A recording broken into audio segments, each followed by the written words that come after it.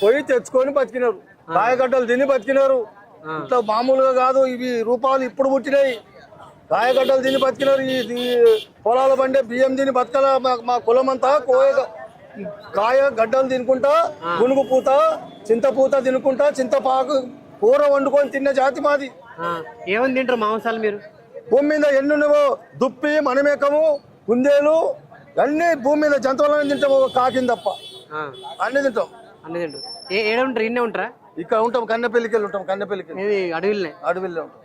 మీరంతా మీ జీవనోపాధి ఇదే? అన్ని ఇవే చెట్ల మీదనే బతుకుతాం. ఉండేదంతా మా సమ్మక్క ఇచ్చిందే చెట్ల మీద, మేము బ్రతికేదే చెట్ల మీద.